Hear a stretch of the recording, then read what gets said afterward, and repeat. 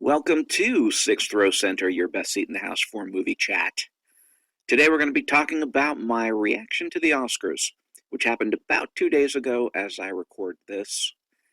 This will be just some quick thoughts on the winners. I did watch just about all the nominated films for every feature category, but not the shorts or the documentaries, everything else. I will, however, mention those winners. Best Animated Short, The Girl Who Cried Pearls.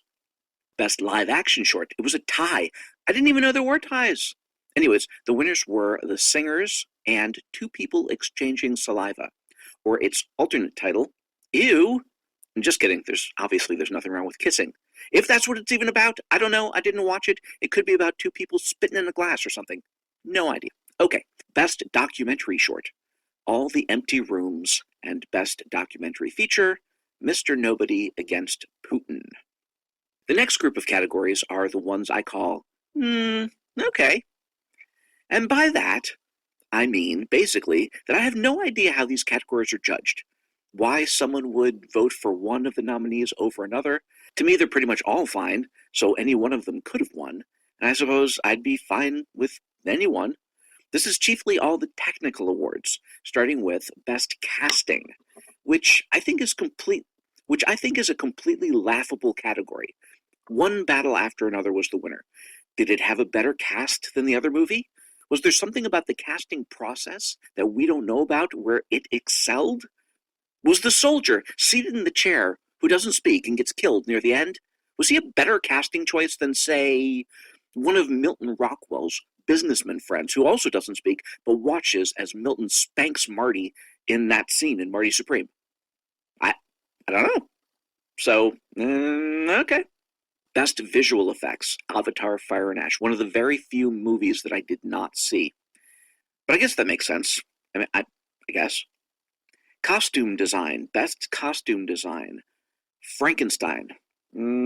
Okay. I mean, I like the costumes in all the movies. Hamnet, Sinners. This is so incredibly subjective. And so is Best Production Design, also Frankenstein. Again, I liked the sets in all the movies, but Frankenstein's fine, I guess. Best Sound, F1. I imagine Academy voters like the sound of buzzing race cars more than, say, the explosions in Surratt or singing vampires and sinners. Okay. Best Film Editing. I spoke about this one in my Oscar nomination episode. If you don't see the raw footage or any other cut of the movie, how can you tell if it's a great edit? I mean, you could say that any given scene is edited perfectly. I mean, it flows so well. The pacing is excellent. It looks great. But the truth is, maybe if you took some of the cuts that weren't used and spliced the scene together a little differently, I mean, maybe you'd be like, oh my God, that's a better edit. The point is, who knows? The winner, by the way, was one battle after another. So, okay. Now, this next one I do have an opinion on, and it's Best Makeup and Hairstyling. The winner was Frankenstein because it seems almost all the technical awards went to that movie, but the makeup was really just kind of the monster, right? I mean, what else stood out as far as the makeup? I preferred the transformation in The Ugly Stepsister, as she goes from ugly to beautiful and then to mutilated and gross. This was one I think the Academy got wrong. And that concludes the okay group. And now we're going to get to the big categories. And I'd like to start by saying that while I may not care for any given movie or how a movie was made or a particular performance, I want you all to know that I respect and admire anyone and everyone whose work goes towards making a movie. I truly understand how difficult that work is and how genuinely skilled one has to be to accomplish it. I mean, I get it. I'm a movie fanatic. I love it all. And just as one person might say, I don't know, I don't like Dolly. All those weird images and melting clocks and crazy shit. I mean, that's just plain crap, right?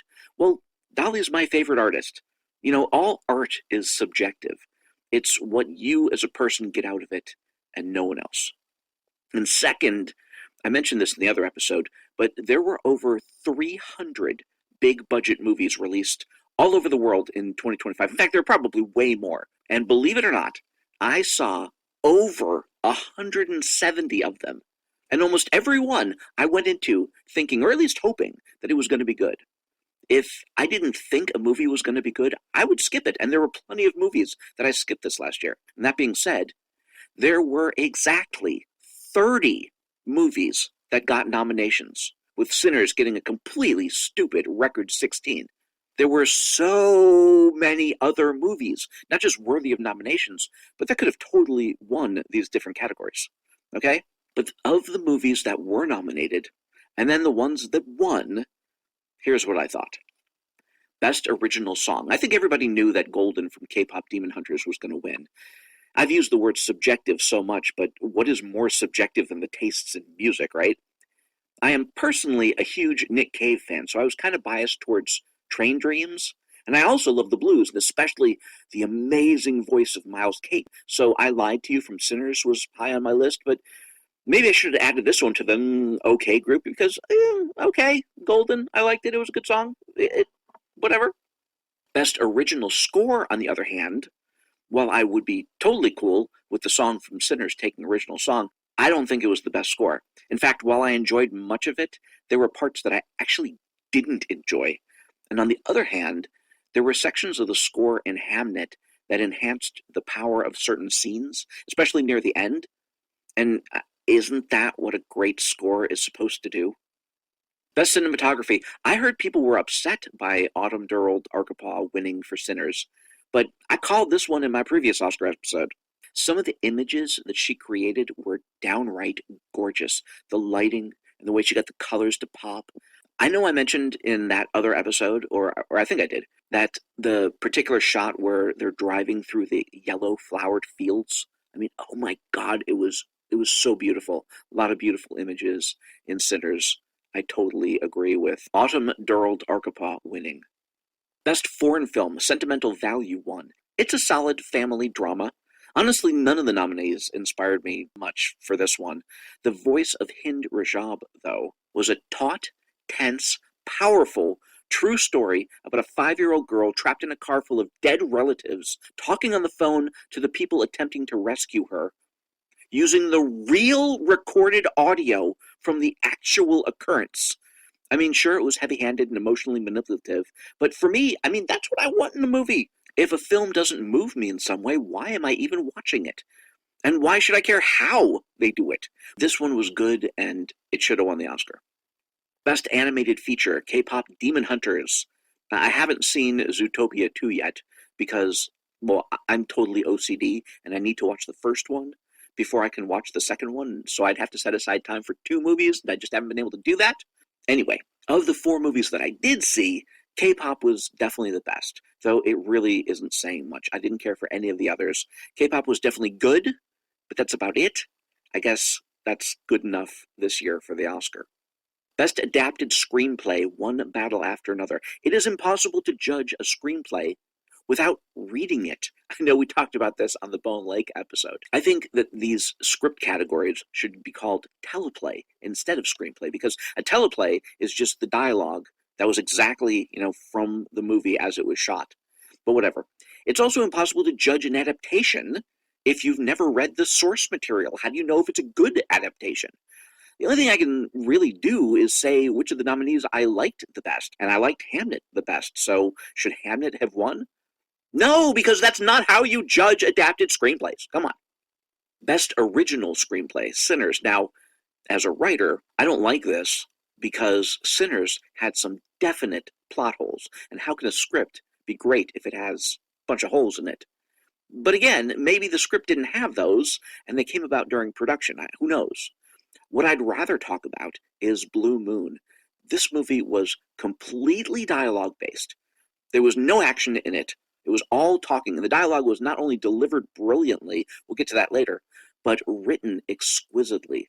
I mean, what is a script other than the story, the actions taken by the characters, and dialogue? And Blue Moon told its story solely through its dialogue. It was head and shoulders above the other films. And now we get to the big ones, the actors. Okay, Best Supporting Actress, Amy Madigan for Weapons. I call this one. She and the script created perhaps the most memorable character of the year. I mean, what more do you need? Best Supporting Actor, Sean Penn in One Battle After Another. Again, a great role that I couldn't see any other actor in. Best Actress, Jessie Buckley for Hamnet. I have gushed over Jessie Buckley before. I think she's a tremendous actress. I think she was tremendous in Hamnet. And Best Actor, Michael B. Jordan for Sinners. Did I go 4 for 4 predicting the winning actors? No. Hey, Michael B. Jordan was good. He created an authentic, three-dimensional character that you cared about. But as I've mentioned before, the second time I watched Sinners, I specifically looked to see if I could tell if Jordan's twin brothers were noticeably different, and honestly, they weren't.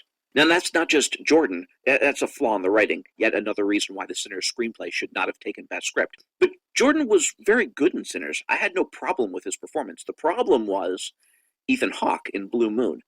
I watched the Smokestack Twins in Sinners, and I saw Michael B. Jordan.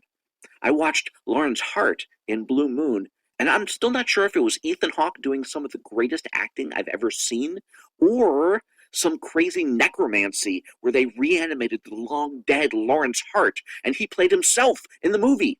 Furthermore, as I mentioned with the script, this movie was totally dialogue, and Ethan Hawke spoke most of it. His character was the story, and he was in pretty much every frame.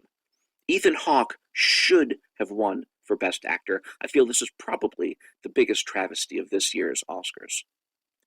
And now we have Best Director, and it's Paul Thomas Anderson for One Battle After Another. I've spoken about how I don't think people have any idea what a director does and how to judge what a director does. So I'm not going to go over that again. All I'm going to say is that from the criteria that I use to judge directing, if we're only judging the 5 nominated movies, P.T. Anderson was definitely the best director of the batch. So there you go.